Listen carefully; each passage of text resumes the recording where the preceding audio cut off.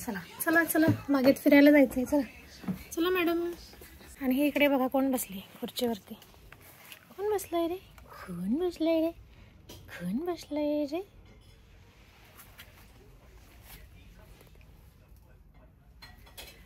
आज कोवळं असं ऊन पडलंय. खूप कडक तर नाहीये पण कोवळं.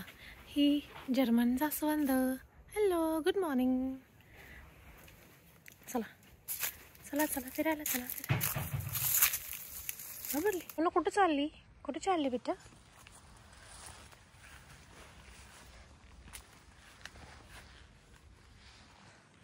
नमस्कार मंडळी, कसे आहात सगळे? मी जयश्री आणि स्वागत आहे तुमचं आपल्या नवीन व्लॉगमध्ये.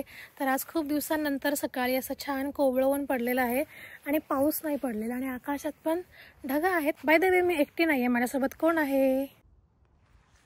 तर ही इकडे ललिता माझ्यासोबत बागेत खेळते आहे. आणि रोनिया कुठे गेली?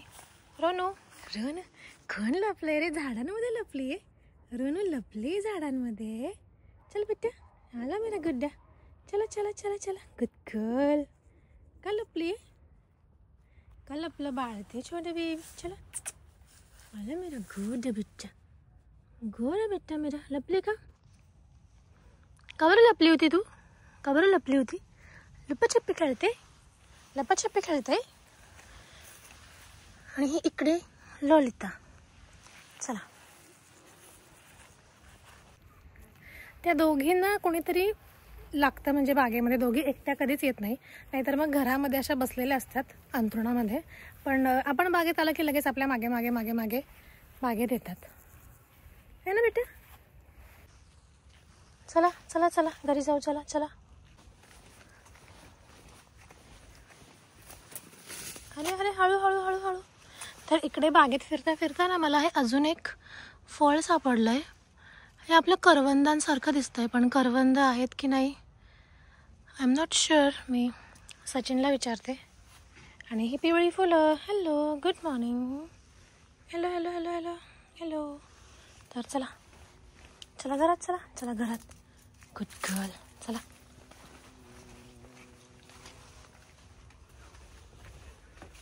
इकडे मधमाशांची झुंबड तुम्ही बघितली नसेल तर मी रील टाकलं याच्यावरती. आता आज पहिल्यांदा तुम्हाला घेऊन जाते आहे केलरमध्ये, जिकडे आम्ही कपडे धुतो. किंवा इकडे जर्मनीमध्ये सगळीच घरांमध्ये इकडे केलरमध्ये कपडे धुण्याची किंवा वाळवण्याची व्यवस्था असते. आपल्यासारखं असं बाहेर कडक उन्हामध्ये वगैरे कपडे वाळवणे प्रकार इकडे नसतो. म्हणजे आता काही नवीन इमारती झाल्या आहेत जिथे बाल्कनीमध्ये लोक कपडे वाळत घालताना दिसतात. पण जी जुनी घर आहेत किंवा इकडचं जे मूळ कल्चर आहे तिथे असं बाहेर कपडे धुणे किंवा वाळवणे असे प्रकार बिलकुल नाही आहेत. इकडे हे खाली असं केलर असतं. इकडे स्टँड आहेत कपडे वाळवण्यासाठीचे. आणि हे इकडे माझ्या मागे तुम्ही बघू शकता ड्रायर आहे आणि वॉशिंग मशीन आहे. तर इथे मी काल आमची बेडशीट्स वगैरे लावल्या होत्या, तर ते आता मी वाळत टाकणार आहे.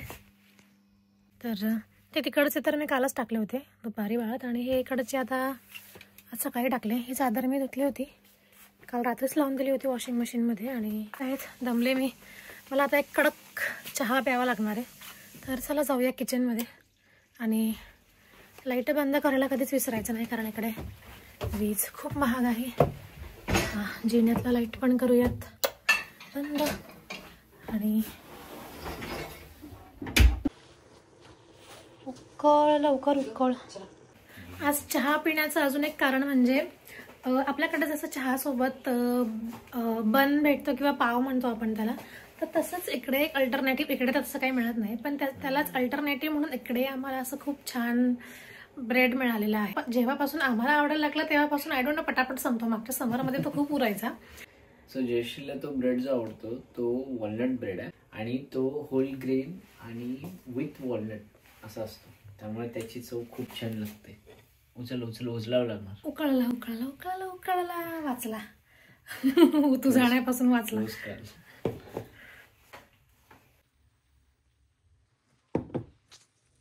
काय पण रंग आलाय चहाला.